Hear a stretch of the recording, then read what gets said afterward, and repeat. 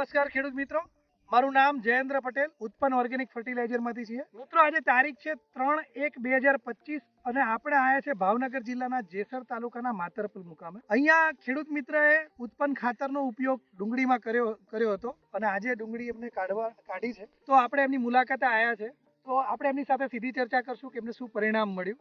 નમસ્તે અશોકભાઈ, તમે જે આ ખાતર વાપર્યું ઉત્પન્ન ખાતર, એ ડુંગળીમાં તમને કેવું પરિણામ લાગ્યું? કઈ રીતે?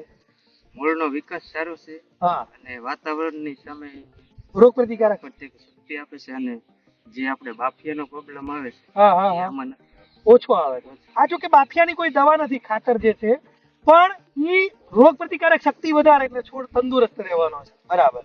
આજે આ ગાંઠિયા તમે કાઢ્યા છે, તમને કેવું લાગે છે? સારું રિઝલ્ટ લાગે. સારું રિઝલ્ટ છે. બીજા બધા મૂળિયા લો. એના મૂળિયાનો વિકાસ ને બધું સારું છે. જરા નજીકથી કેમેરો રાખજો. આ તમે અત્યાર સુધી બીજા ખાતરો વાપરતા, એમાં મૂળિયાનું ને એવું બધું તમે બીજું જોયું છે? કઈ રીતે? ઓછું રહેતું એમ. આપણે હમણાં થોડી વાર પહેલા ચર્ચા થઈ કે સાહેબ મૂળ બહુ સરસ છે ને કાઢ્યા પછી પણ ગાંઠિયાનો કલર બહુ સરસ છે. ચલો, બીજું આમ તમને ઉત્પાદનમાં કેમ લાગશે આ વખતે? ઉત્પાદનમાં જોયું સાહેબ આપણે સામે બતાવીએ છીએ. બરાબર બરાબર. તમે આ ગણેશ એગ્રોના માલિક છે કરમદિયા, ત્યાંથી જ તમે ખાતર લીધું હતું.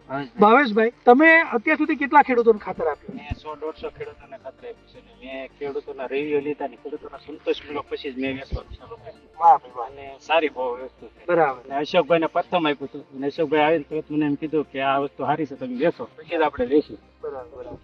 ચલો, સરસ. તમે રિવ્યુ લઈને આપ્યું, બહુ સારું કર્યું. એવું કરવું જોઈએ જેથી બીજા ખેડૂતને નુકસાન ના આવે. કોઈ પણ વસ્તુ કરીએ. જોયું મિત્રો, અહીંયા પરિણામ બહુ સારું મળ્યું છે ડુંગળીની અંદર. અને ગાંઠિયાનો કલર ને બધું આપણે જોયું. મૂળિયા પણ જોરદાર છે અને ઉત્પાદનમાં પણ બહુ સારું રહેશે અશોકભાઈના કહેવા અનુસાર. તો તમે પણ ઉત્પન્નની કીટ પ્રમાણે જઈ શકો, ઉત્પન્ન ઓર્ગેનિકનો ઉપયોગ કરી શકો અને તમારી જમીન અને ઉત્પાદનમાં બહોળો ફેરફાર કરી શકો. નમસ્તે, અસ્તુ. આ શું કરો છો?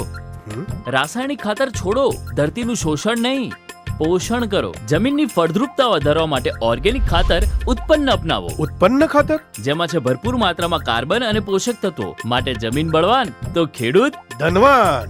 આપણી ભાવિ પેઢીના ઉજ્જવળ ભવિષ્ય માટે હવેથી તો ઉત્પન્ન ખાતર જ. સેન્દ્રિય ખાતરનો રાજા ઉત્પન્ન ઓર્ગેનિક ખાતર જમીનની ગુણવત્તા અને પોષક તત્વોમાં કરે વધારો. ઉત્પન્નથી બનાવીએ આપણું ભારત. ઓર્ગેનિક ભારત.